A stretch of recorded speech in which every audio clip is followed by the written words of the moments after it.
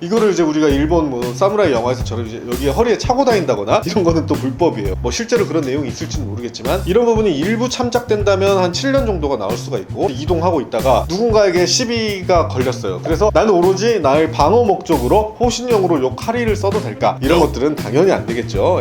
좀 더 가중처벌을 한다거나 소지에 대한 자격을 좀 더 엄격하게 해서 좀 이런 일이 앞으로 없도록 해야 될 필요는 있어 보입니다. 네, 안녕하세요. 자유롭게 하변 하승규 변호사입니다. 네, 오늘은 저희가 은평구에서 일어난 일본도 사건에 대해서 말씀드리려고 합니다. 이게 지금 21세기에 왜 일본도 사건이냐, 저도 이게 기사에 나온 거 보고 굉장히 놀랐는데 지난 7월 29일 밤 11시 반경에 은평구의 한 아파트에서 한 입주민이 그 일본도를 가지고 와서 다른 입주민을 살해하는 사건이 발생했습니다. 피해자 A씨는 범행 후에 자신의 자택으로 또 도주를 합니다. 그 도주에 있다가 1시간 경과 후에 이제 경찰에게 체포를 됐는데, 경찰에서 범행 동기를 지금 조사를 하고 있다고 해요. 근데 21세기 일본도가 웬 말이냐, 이 정신질환이 있는 거 아니냐, 이제 이런 거에 대해서 좀 조사도 하고 있는데, 체포 당시에 음주나 마약 복용 상태는 아닌 걸로 보인다는 경찰의 진술이 있고, 또 정신질환에 문제가 있는 거는 같다라고 이런 경찰 쪽 이야기가 나오고 있어요. 그리고 입주민의 증언에 따르면은 아파트 헬스장에서 그냥 좀 몇 번 다툼이 있었다, 집에 일본도가 어떻게 있을 수 있냐, 이런 거에 대해서 또 이제 궁금하신 분이 많는데, 우리나라에서는 이제 도금을 소지하기 위해서는 총포, 도금, 화약류 등의 안전관리에 관한 법률, 일명 이제 총포화약법에 따라서 이 도금을 소지 허가증이 있어야 됩니다. 이거는 또 명확히 말하면은 소지 허가증이에요. 내가 이 소지 허가증을 받으면 소지를 할 수 있을 뿐이지, 이거를 이제 우리가 일본 뭐 사무라이 영화에서처럼 이제 여기에 허리에 차고 다닌다거나 이런 거는 또 불법이에요. 그래서 이거를 소지만 할 수 있을 뿐이지 이걸 이동하는 거는 불법이다. 그래서 예전에 제가 본 기사 중에 하나에서는 연극 배우가 이제 연극을 하기 위해서 이제 도검을 지하철에서 이렇게 들고 다니다가 어떤 사람이 신고해서 경찰에 입건된 적이 있었죠.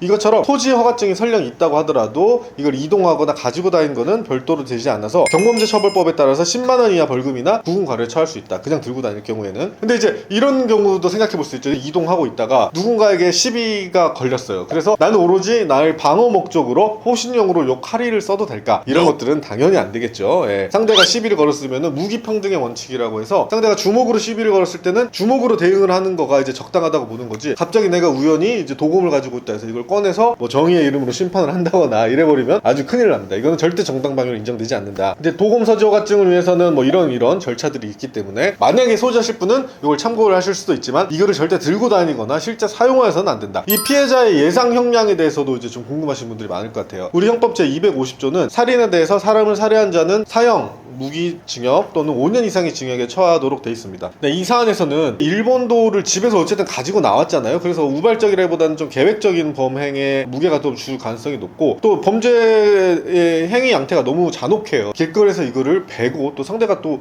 아파하고 있는 가운데 뭐 구조하거나 이런 생각도 전혀 없이 그냥 집으로 도망간 상황이기 때문에 이런 경우에는 좀 고의 부분이 굉장히 참작이 될 가능성이 높습니다.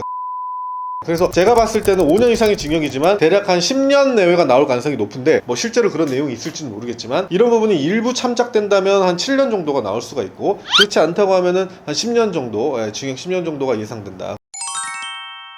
그 큰 칼로 상대를 베었다는 거는 아주 고의성도 있고 정신이 심각하게 의심되긴 하지만, 어쨌든 이런 일이 지금 서울에서 일어났다고 해서 아주 놀랍고, 고인이 되신 분은 이제 뭐 회복이 불가능하지만 좀 합당한 처벌이 내려져야 될 걸로 보이고, 이게 총포 도검의 소지를 허가한다는 거는 국가가 이 사람한테 이거를 가져도 된다고 어느 정도 인증해주고 믿어준 거거든요. 근데 현재 지금 이 사람은 이 믿음을 배신했을 뿐만 아니라 국가 입장에서도 총포 도검을 올바른 사람에게 허가하지 않았을 관리를 잘 하지 못한 거예요. 그래서 국가 차원에서도 뭔가 좀 되돌아볼 필요가 있고, 또 총포도검을 소지하거나 이렇게 이런 일이 있을 경우에 이런 거에 대해서 좀 더 가중 처벌을 한다거나 이런 소지에 대한 자격을 좀 더 엄격하게 해서 좀 이런 일이 앞으로 없도록 해야 될 필요는 있어 보입니다. 어쨌든 이런 칼은 웬만하면은 소지하지 않는 게 좋고, 호신용으로라도 좀 다른 거를 들고 다녔으면 좋겠습니다. 네, 감사합니다.